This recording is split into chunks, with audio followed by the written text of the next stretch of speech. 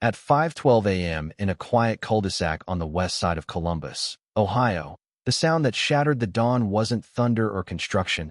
It was splintering wood and the scream of a mother realizing her home was being violated. And in that instant, the Harris family learned the hard way that hatred doesn't always wear a hood.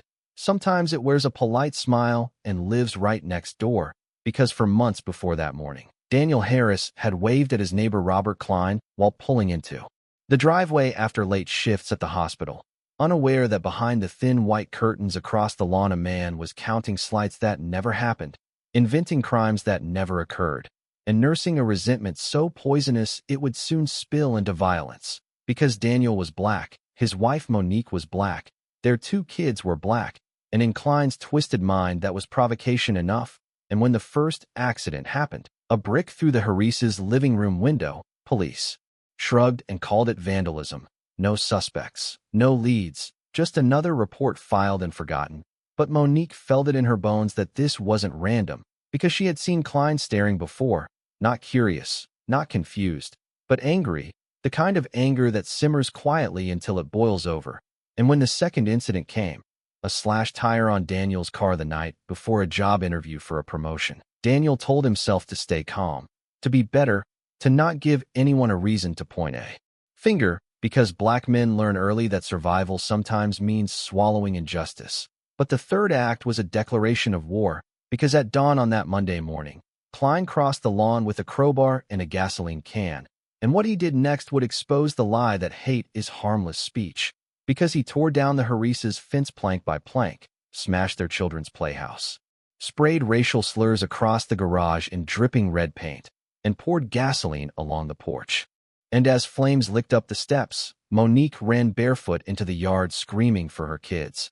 Daniel tackled a fire extinguisher with shaking hands, and neighbors watched from behind doors that stayed closed, because fear spreads fast when violence shows its teeth. And by the time sirens cut through the smoke, Klein was back in his house, washing his hands, convinced he'd finally sent a message. But what he didn't know was that Monique's phone had been recording from the moment the crowbar struck wood, because she'd learned the hard way that truth needs proof to survive, and that single video would become the thread that unraveled a life built on cruelty. Because when police arrived and Klein played the confused neighbor, claiming those people were loud, disrespectful, and dangerous, Monique didn't scream, didn't plead. She simply held up her phone, and for the first time that morning, the power shifted. Because the officers watched a man they knew, barbecues, block parties, polite nods, transform on screen into something feral, shouting slurs, laughing as property burned. And in that moment, the case stopped being vandalism and started being what it always was, a hate crime. And as Klein was cuffed on his front lawn, still insisting he was the real victim, the Harrises stood together watching a system they had learned not to trust finally move with urgency. Because prosecutors didn't just charge Klein with arson and destruction of property, they stacked the case with hate crime enhancements, terroristic threats, and attempted endangerment of children. And the media descended fast, because America loves a story where masks come off. And soon Klein's past surfaced like rot beneath fresh paint, old social media posts dripping with coded racism, complaints from former co-workers about jokes, a restraining order from a black family years earlier that had quietly expired.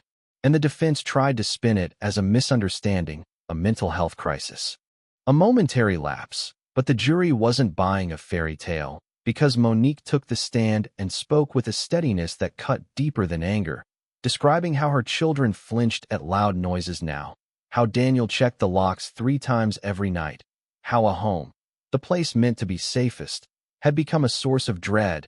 And when the defense tried to suggest provocation, Daniel stood and looked straight at the jurors and asked one question that froze the room. What did we do besides exist? And in that silence, the truth landed heavy, because this wasn't about noise complaints or property lines. It was about a man who believed his neighborhood was his by birthright, and the judge allowed the jury to see the full video, uncut, the slurs uncensored, the laughter unmistakable. And one juror later said it felt like watching a confession, because hatred always thinks it's justified until it's exposed to light. And when the verdict came back guilty on all counts, Klein didn't look shocked. He looked betrayed, like the world had broken a promise it never made.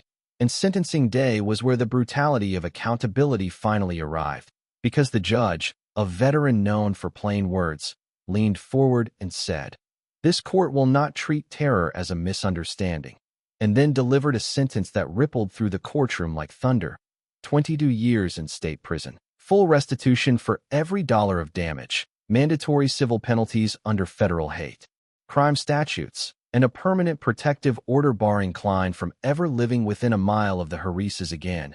And as the gavel fell, Monique exhaled a breath she'd been holding for years, because justice isn't just punishment, it's the restoration of dignity. And outside the courthouse, Daniel spoke to cameras not with triumph, but with resolve, saying, "We shouldn't have to be brave just to live." And that line traveled far, because it named a truth many knew but few heard spoken so clearly.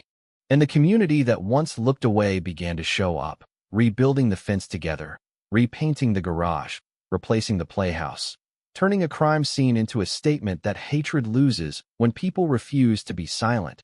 And months later, when the Harises moved back into their restored home, Daniel tucked his kids into bed and told them that bad people don't get the last word when good people tell the truth. And the life lesson echoed beyond that street in Columbus, because this story wasn't just about one racist neighbor being destroyed by a brutal verdict.